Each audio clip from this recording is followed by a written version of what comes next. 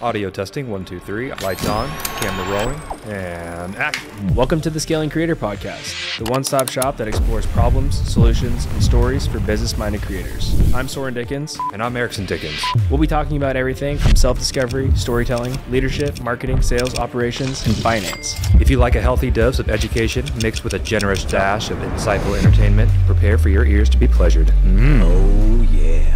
Make sure to check us out at scalingcreator.com and also join our free Discord community. Scaling Creator launching in 3, 2, 1. The following content is not intended for all listeners, but we strongly encourage all listeners to listen regardless. All right, this is a special episode here on the Scaling Creator Podcast, and the only reason we're doing this is because the other day I sent Eriksen a project proposal from a client that we engaged with probably 7 years ago. One of our first jobs. It was one. It was one of our first.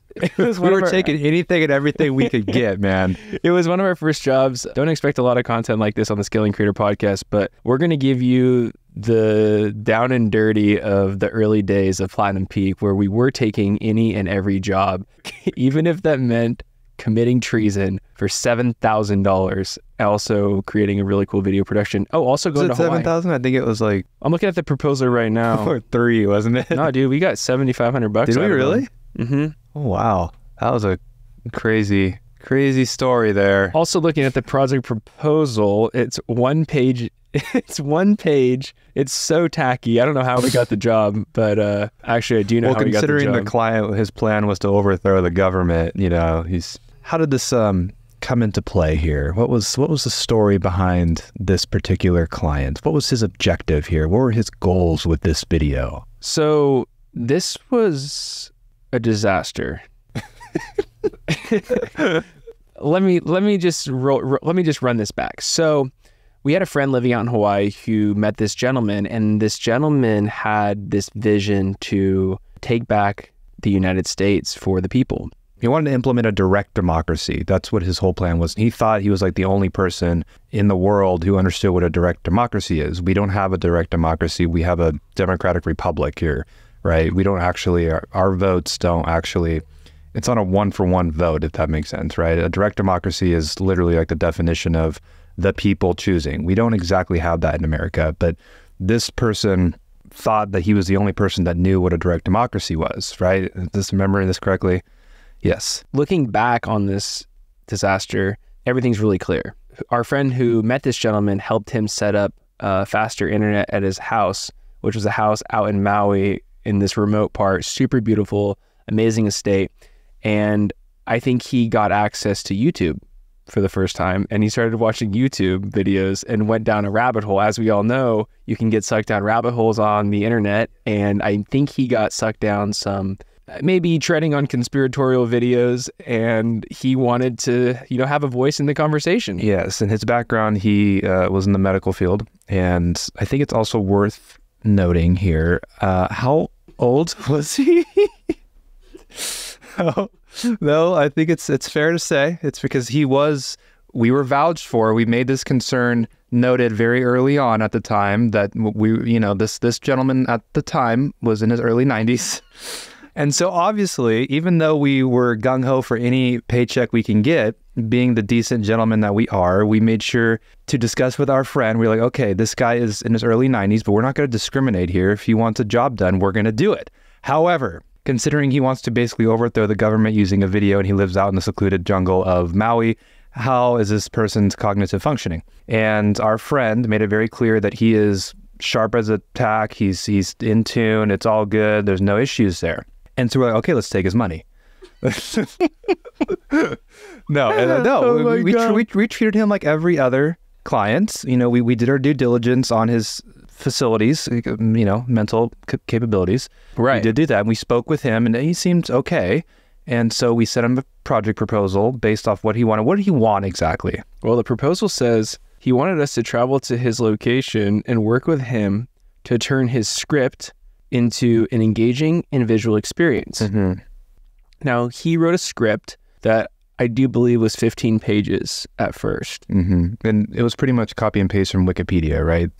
What is a direct democracy, Wikipedia. He said to you guys, right, he's the only person in the world who could say this right. speech. And we were going to save him some money at first. We were even going to hire an actor to do the recording so we didn't have to go out to Hawaii, because we knew, okay, flying to Hawaii is going to be expensive. Anyone who's listening to this who's in production, it's like the guy got a deal for what we did for him. He ended up getting a banger video. But with that being said, when we did say, hey, we can hire an actor and just have a spokesperson record your script, he told you that he was the only person who could speak on this matter. Yes, he was very adamant about that, and all his background on political science and everything, which did not exist. I'm kidding there. His background was not in any of that. But so you and Steven and Cam, our friend, and Steven was working with us at the time, you guys went to Hawaii. Yeah, we flew out to Hawaii, and we actually missed our flight on the way there, which was just the start of all of this. And for those of you that are listening that have known that I travel all the time, that was the only time I ever have missed a flight for being late. Since the beginning of all the times, I've taken, at this point, 300 flights, and go be on a flight in 2 days from now. And that was the only time I've ever shown up and they said, you are too late to get on this flight if you want to take your bags with you. Bad omen. And we were flying out of San Jose Airport at the time, and we had to turn around, drive all the way home and get on the flight for the next morning. But that was the start of the adventure to Maui. So when we ended up getting to Maui, we get picked up and we start to venture into the jungle, and down the dirt road we go. And as we're pulling up, here comes the client on a tractor, rolling down the dirt road on his tractor, just coming full speed at the car. And we pull up, we say hi, and you could just tell he is prepping for war. Yes. He had the whole place prepped. He had the yard done. For some reason, he wanted to showcase his authority by showing views of his house and his property and the beachfront views and everything, or the ocean views that he had from like the perch at his property. So I think he was trying to, flex up and say, I made it. I have all this money, and now I'm going to tell you what's up with the whole system. Now I'm going to overthrow the government. Yeah. And overthrow the government in the process. Yeah. He was literally trying to incite a civil war through this video. He was. That was one of his goals for the video. Yeah. As he sat back on his island paradise. Yeah, he was like, we'll start a war back in the mainland and I'll sit here in Maui and chill. But that turned into a beautiful production that we ended up, working through 2 or 3 days of shooting, because it did take a long time for him to get through his script. He was an English gentleman as well, right? Yeah. So there was an air of pretentiousness to his very demeanor, I remember. Yeah, and then we produced the video and he loved it. Mm-hmm. He loved it. And then he threatened to sue us.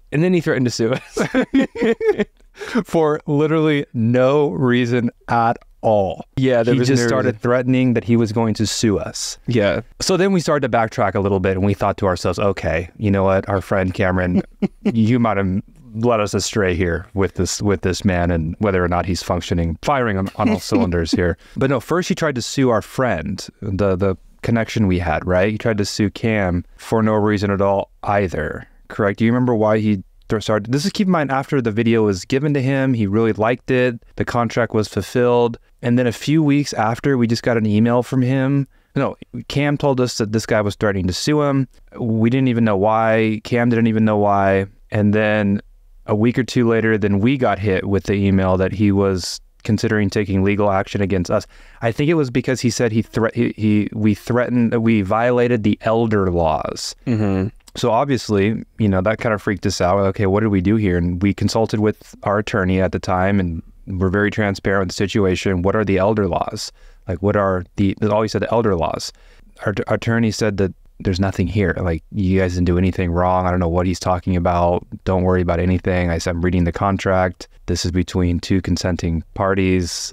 There's nothing wrong here. I don't know what happened here. And to this day, we don't really know, like, why he just all of a sudden threatened to sue us.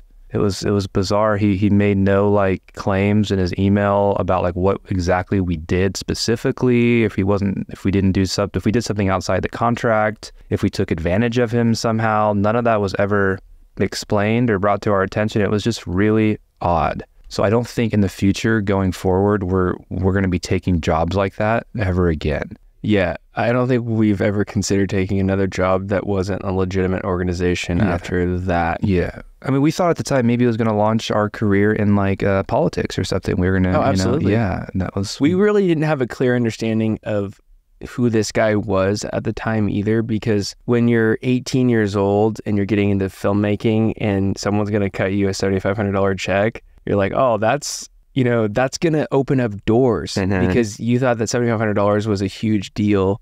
And so you just assumed, oh, if we do a $7,500 job, the next job we do, we could charge $7,500 or more. That was kind of the thinking at the time. And yeah. And I remember he just kept emailing us. Like, we eventually just went dark on him. We stopped responding to the threats? Yeah, to the threats, because our attorney advised us, just let it go. Like, don't respond to him. You guys don't need to do anything. He haven't done anything wrong. And I remember still, it would just like kind of create this anxiety where it's just like, okay, we get like, did we get the weekly email from this client just like saying more nonsense, threatening to sue us? And I don't know if the email stopped because time took its course on the gentleman or what actually happened, but he got his video. I don't know if he ever even figured out how to put it on YouTube, but I do hope that, I know the Civil War was not incited by him because we have not gotten the Civil War yet, but I do hope that the video gave him some sense of purpose and fulfillment out there on his island paradise. And I hope we made him feel really important. And honestly, he was a dick.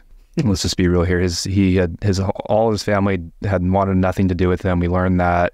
His family shunned him because he's just a pompous asshole. Age is no excuse for that. I don't care if he's in his early 90s. Yeah. Like, the guy's he was there. He was coherent. Like, it's funny looking back on it because of like his arrogance around the subject of, I'm going to change the United States of America. I don't even know if he was a U.S. citizen. Yeah. Wild. And why are we telling you all this? What's the message of the story? There really isn't one. This was just kind of a blooper reel in the Scaling Creator podcast, something kind of entertaining, I suppose. But I guess on a more real note, it's like, if you are getting started and stuff, if you're watching this, listening to this, be mindful of the jobs that you do take. It is important to, when you're starting out, to expand your portfolio and take what you can get, but also just be mindful of the person that you are working with. If something seems a bit off, more often than not, you should trust your gut and maybe pass on that. Look for other opportunities as well. Don't do what we did and fly to Hawaii to help overthrow a government. We're probably on like an FBI watch list or something at this point. We have to be. That guy probably had bodies. And he met his wife too, right? Wasn't his wife like in a cupboard?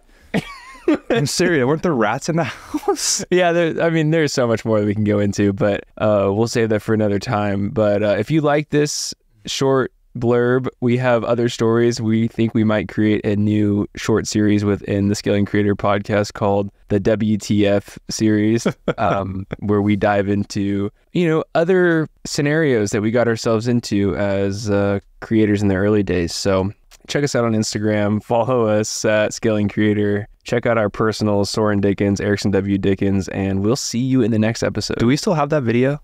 The video we did for this guy?